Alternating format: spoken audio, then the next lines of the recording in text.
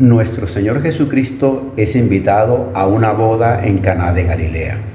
Asisten sus discípulos y también asiste su madre María. ¿Qué enseñanzas nos transmite la Sagrada Escritura en este pasaje? ¿Qué quiere nuestro Señor Jesucristo mostrarnos al asistir a esta boda? Interpretaciones inadecuadas de este pasaje pueden llevar a inferencias erróneas y por fuera de la Sagrada Escritura.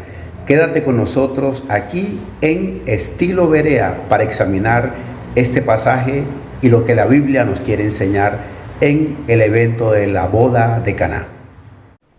La descripción de este evento correspondiente a las bodas de Caná la encontramos solamente en el Evangelio de Juan, en el capítulo 2, en los versículos del 1 al 11.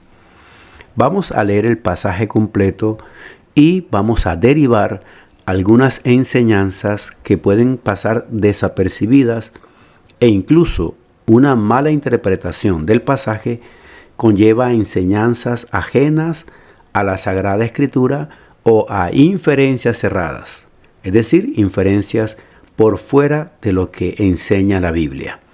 Vamos a dar lectura al pasaje entonces que encontramos en Juan capítulo 2 versículos 1 al 11. Al tercer día se hicieron unas bodas en Caná de Galilea, y estaba allí la madre de Jesús, y fueron también invitados a las bodas Jesús y sus discípulos.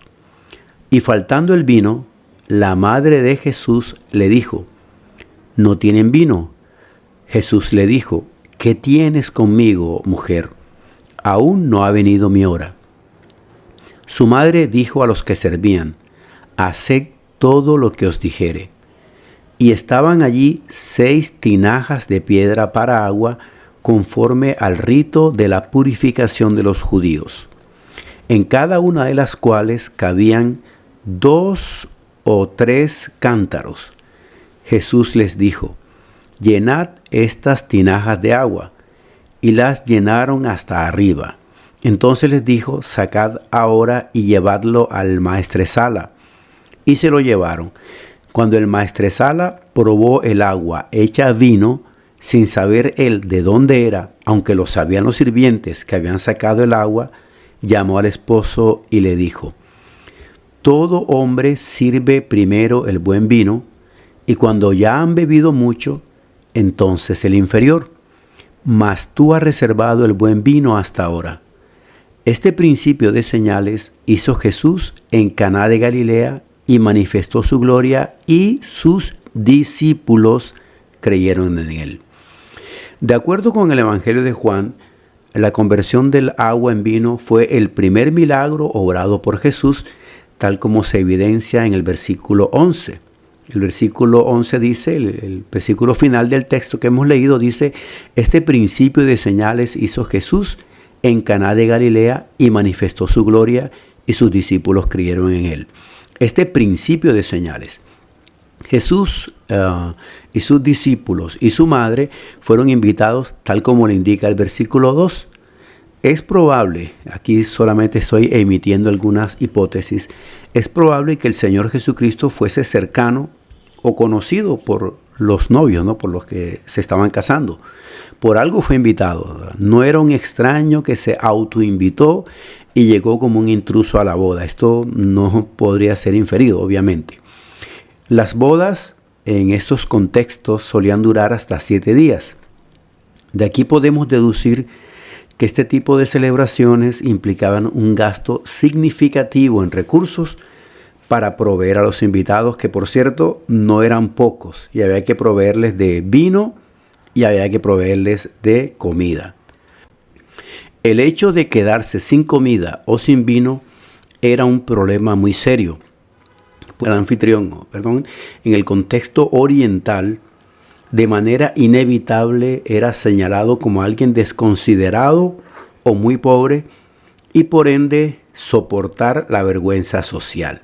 Entonces, bastantes gastos, había que atender a mucha gente, 7 días de celebración. En esta boda a la que asistió Jesús, su madre y sus discípulos, faltó el vino. Los anfitriones sin duda sabían lo que esto significaba.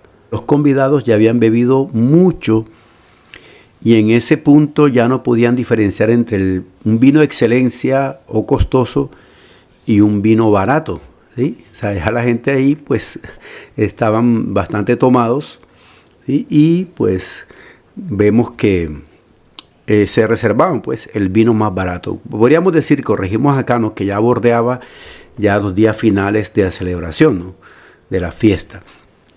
El texto bíblico especifica que, dice aquí el texto, que allá habían 6 tinajas de piedra para agua, conforme al rito de la purificación de los judíos, en cada una de las cuales cabían 2 o 3 cántaros. Si tenemos en cuenta que un cántaro puede almacenar, de acuerdo con varios estudios, ¿no?, de medidas de la época, si tenemos en cuenta que un cántaro puede almacenar aproximadamente 16 litros, entonces en cada tinaja cabían entre 32 a 48 litros, porque el texto dice que en cada una de las cuales cabían 2 o 3 cántaros, ¿sí? Al ser 6 tinajas, entonces la cantidad de agua disponible que Jesús convirtió en vino estaba oscilando entre 192 y 288 litros de vino. Si asumimos que envasamos este vino en botellas de 1 litro, podemos concluir que tendríamos entre 192 a 288 botellas de vino de la más excelsa calidad, tal como lo pudo comprobar el maestresala, es decir, el encargado de la distribución, de probar los alimentos, el vino que se iba a servir a los invitados. Esto mis amados, debió ser sin duda alguna un regalo maravilloso para los anfitriones en el día de su boda.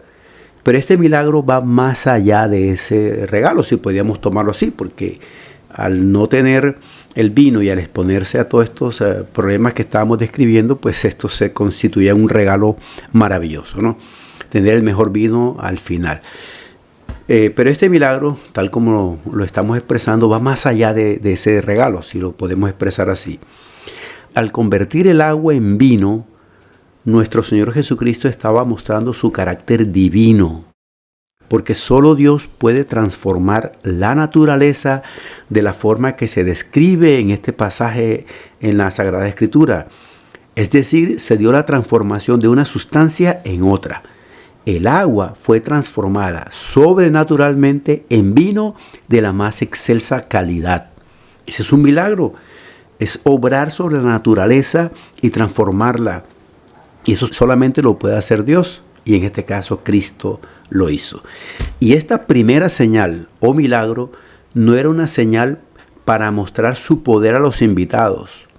Tengan en cuenta eso y vamos a demostrarlo. Repito, esta poderosa señal no era una señal para mostrar a los invitados. Era una poderosa señal exclusiva para sus discípulos.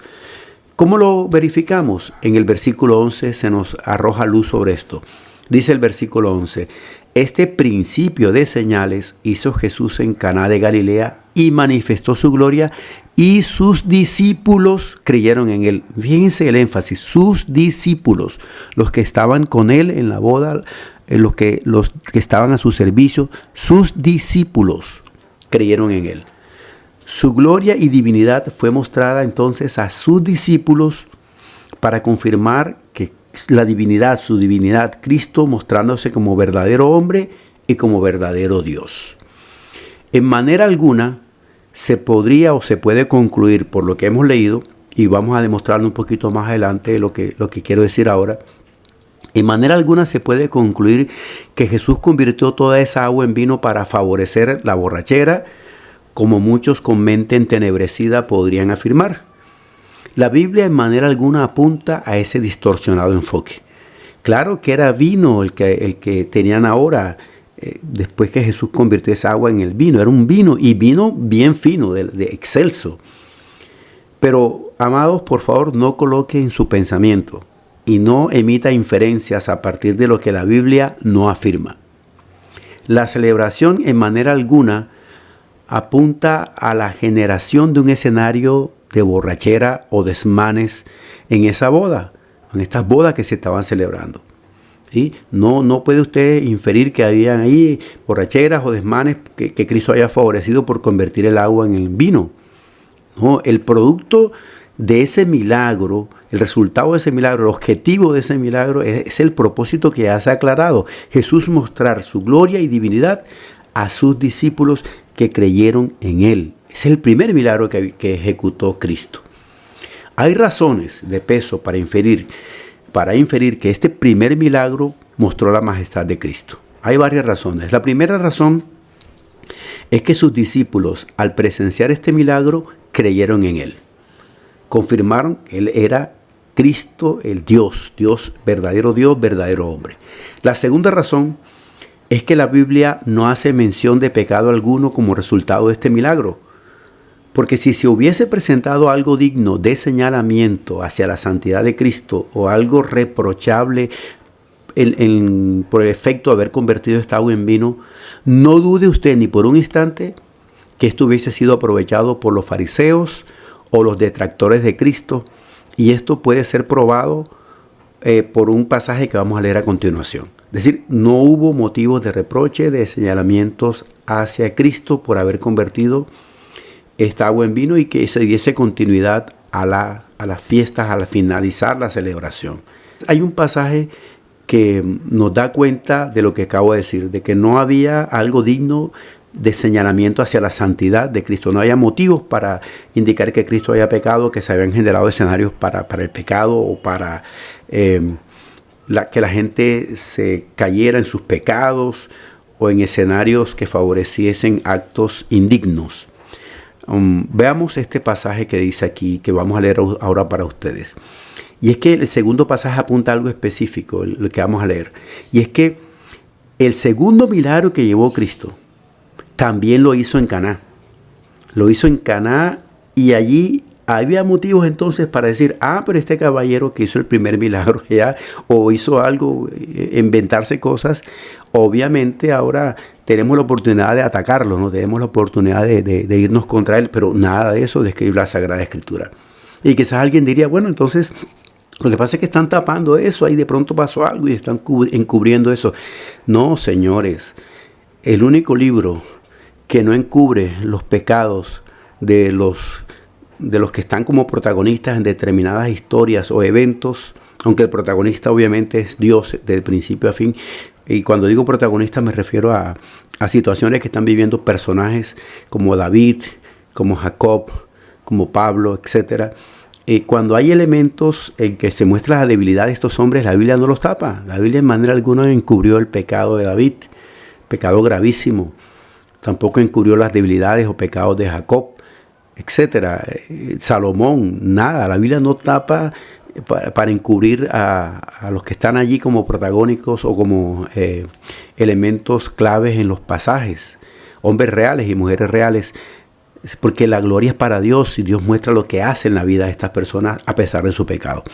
Entonces vamos a la Biblia en el pasaje que les quiero mostrar.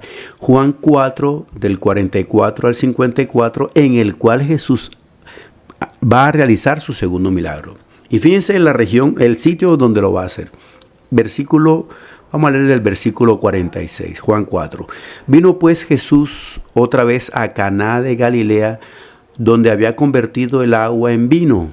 Volvió otra vez a Caná, donde había convertido el agua en vino, y la Biblia lo deja claro. Y había en Capernaum un oficial del rey cuyo hijo estaba enfermo. Cuando oyó que Jesús había llegado de Judea a Galilea, vino a él y le rogó que descendiese y sanase a su hijo que estaba a punto de morir. Entonces Jesús le dijo, si no viereis señales y prodigios, no creeréis. El oficial del rey le dijo, Señor, desciende antes que mi hijo muera. Jesús le dijo, ve, tu hijo vive. Y el hombre creyó la palabra que Jesús le dijo y se fue. Cuando ya él descendía, sus siervos salieron a recibirle y le dieron nuevas diciendo, tu hijo vive. Entonces él le preguntó a qué hora había comenzado a estar mejor y le dijeron, ayer a las 7 le dejó la fiebre. El padre entonces entendió que aquella era la hora en que Jesús le había dicho, tu hijo vive, y creyó él con toda su casa. Este segundo milagro va hacia el mismo objetivo. creyeron en Cristo, él y toda su casa. Y dice el versículo 54, esta segunda señal hizo Jesús cuando fue de Judea a Galilea. Entonces, amados, vamos a ir concluyendo. Ninguna señal o milagro hecho por Cristo careció de propósito. Todos sus milagros apuntaron a confirmar su naturaleza divina, su majestad, su santidad, como el vere Deus, vere homo. Es decir, como el verdadero Dios, verdadero hombre. Y en el caso de las bodas de Caná, esto se relieva en gran manera en este primer y majestuoso milagro que muestra a Cristo como el vere Deus, el vere homo, verdadero Dios y verdadero hombre. En esto Cristo muestra su gloria para que sus discípulos lo reconozcan como verdadero hombre, como verdadero Dios, como evidentemente también fue reconocido por el oficial del rey en Capernaum. Nuestro Señor es majestuoso, divino, eterno, vere homo, vere Deus, verdadero hombre, verdadero Dios. A Cristo sea la gloria por los siglos de los siglos.